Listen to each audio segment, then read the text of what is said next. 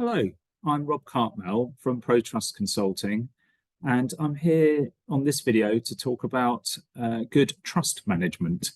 And let's have a look at what that means.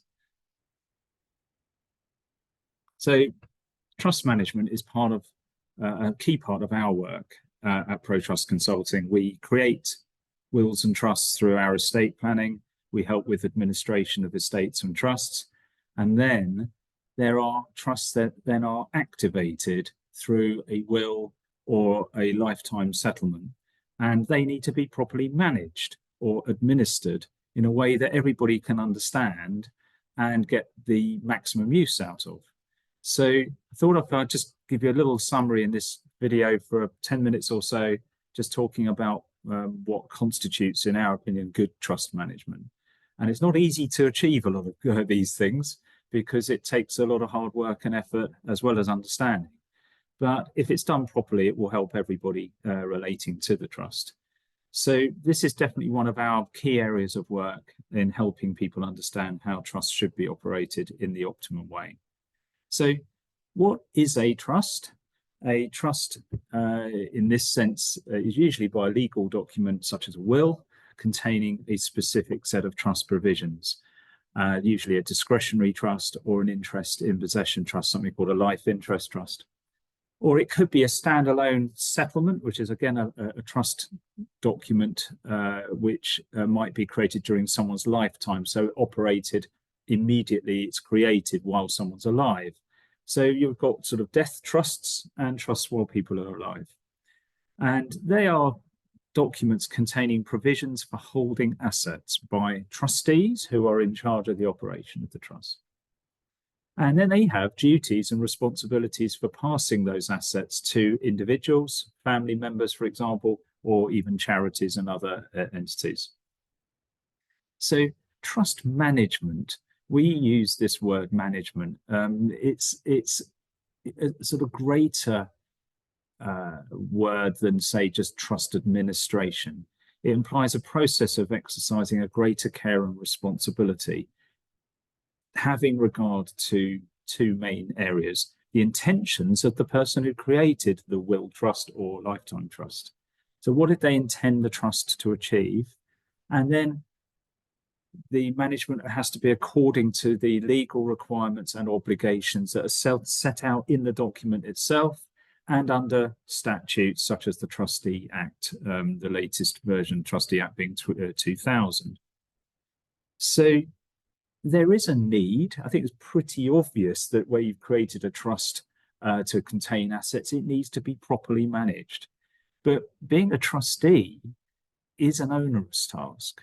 There are duties and responsibilities that most people are unaware of as to the extent of which exist.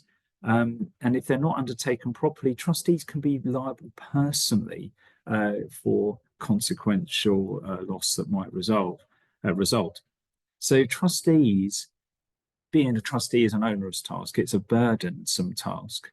And really, with trusts, trustees are often those who do have a vested interest in the assets. Because it's burdensome, if they are a beneficiary, they might take, I suppose, they might be prepared to allocate the time, trouble, and care over the matter because they are benefiting also. And you might think, can trustees be beneficiaries? In most cases, they can, but often you do need an independent perspective, particularly where there are conflicting beneficiaries' interests. So often you would have the thought to involve other parties, but really, if it's not people having a vested interest, then probably you're looking at a professional being appointed as part of their role in their business. So, as I said here, for lay trustees who are beneficiaries, it may not be apparent what is required, and certainly even to professionals, a lot of professionals, or the whole scope and extent of their duties is often not fully apparent. So, what are the aims of having good trust management? Really, it's to help the smooth operation of the trust. So a key element is keeping the trust administration efficiently run. And the other key element is minimizing risk of error in how assets are managed in accordance with the intentions and in accordance with the law under the trust or the statutes, and certainly in terms of how trust assets are invested. So the other aim is to keep all important parties, those primarily being the trustees and the beneficiaries, fully up to date with understanding the nature and the scope of the trust.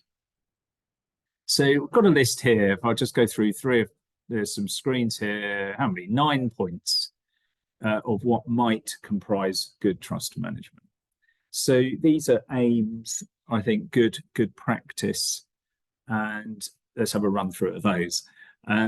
First of all, I think all the trustees need to understand sort of timings, how often the trust is going to be reviewed, diarising when meetings might happen between trustees and, say, ourselves, our firm, if we are advising trustees, of when we're going to be reviewing the matter. There ought to be a good trust file that contains all the important information and documentation for the trust that is kept up to date. I'll go into a bit of that in a minute. Where there are capital funds, I mean, many of the trusts we have involvement with aren't holding investments. They are valued assets that have been loaned to beneficiaries or are in the beneficiaries' hands as far as the assets are concerned. So there are many trusts like that, will trusts, for example. But if you do have a fund that is being managed for someone who is vulnerable or not yet of age to receive the assets, then you will need to have a process of understanding the extent to which you need to get experienced financial advisor assistance. So you need to have an agreed review process with financial advisors, and if there are fund managers involved, with them. Likewise, having an account of the value of the trust accounts, having those up to date is an important factor. Even for relatively dormant trusts, it's important to have some up-to-date trust accounts on file. Whoops, let me just come back to that. Another thing that a lot of trustees don't realise is important is to have a statement on the trust file as to what the trustee's policy is regarding the investment of the value in trust. Now, if it's under a loan trust, well, then it's loaned to the beneficiary. It's fairly straightforward. The trustees aren't investing funds. But there should be a statement to explain why that is, that it's in accordance with the testator's, the will, the maker of the will, or the creator of the trust's intentions, that it's to be passed to a certain beneficiary and protected by a loan structure, for example. And so that's a process we would help with very much to make sure it's on file. And the other main important legal requirement these days is to ensure the trust is registered with the Trust Registration Service, which is a division of HMRC. And that is even if there is no tax to pay for the trust, any active trust that has come into existence, if someone's died, their will containing a trust, for example, that will now need to be registered. And therefore, we need to ensure there's an accessible database of information with all the information up to date for trustees and beneficiaries so that the trust register can be kept up to date. And not only is it, the number 7 here, not only is it a plan for trustees to understand how often the file is reviewed and how often they meet, how often are the trustees or people like myself, acting on behalf of trustees, going to meet with the primary beneficiaries? Is it an annual catch up with the primary beneficiary on a Teams call or a meeting in person? Is it more frequently the case? And another important thing is to record all important trustee meetings and decisions and discussions. A lot of these meetings can take place on Teams calls and Zoom calls, and they are easily recordable to file, and I really recommend that. It's a really good record to keep. But if not recorded in that way, it's certainly summarised in formal minutes that the trustees sign off is best practice. So the other key element when actually using a trust to pass assets to beneficiaries is to understand what the options are when you're making distributions. So under number 9, consider the tax effects of when you are benefiting beneficiaries. And the tax effects, not only for the trust as to whether there's a tax when you distribute assets to beneficiaries, but also what the position then becomes for the recipient, the beneficiary. For example, if you're paying a capital sum to a beneficiary from the trust, a distribution, consider whether gifting it to them for the trust is actually in their interest. It might be better lending it from the trust, interest-free and with no repayments during their lifetime, or something like that, that might still help protect the beneficiary in respect of any claims on that sum that's released to them. So there's options for trustees to consider. So they need to take advice and make sure that those options are understood and that the beneficiaries understand them so that they can be properly consulted. So those are a really brief summary of some of those elements. It is important for particularly non-professional trustees who are no doubt inexperienced in managing a trust. It's important for them to delegate those duties to an experienced trust management team. And hopefully that is where we will come in and our service can guide the trustees at all stages. So we will help with arranging trust registration. We will be able to help whether to explain what is best and most efficient in terms of whether you have a trust bank account for holding funds or to receive funds from an investment. It's very difficult to open a trust bank account currently with major banks. So we know where you can do so and the cost of doing so and whether it's strictly necessary. Likewise, if you have a trust, do you always instruct accountants? Do you need accountants for preparing tax returns and trust accounts? In many cases that are more dormant, you might not need to do that. You may not need to incur such an expense, but we will know and help guide you as to whether that is required.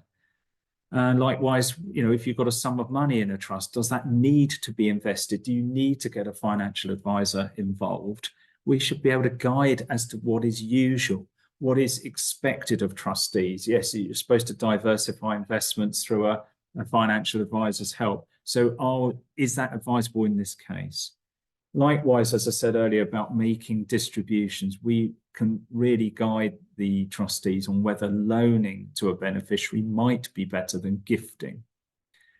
And then you've got other factors such as the trusteeship itself. If someone is looking to retire, how that process should happen, retiring as a trustee and appointing a new one in the trustee's place is a important thing to consider, and for that new trustee to understand what the situation is. So professional trusteeship may be required at that point, and again, we can help and we can act in that respect as required. So I hope that is a helpful summary of the sort of things that are required for good trust management. And please do get in touch with us as you may require our assistance in helping in one facet, even if it's just a piece of advice on one particular topic. This is our firm. Thank you for listening, and we look forward to seeing you soon. Take care.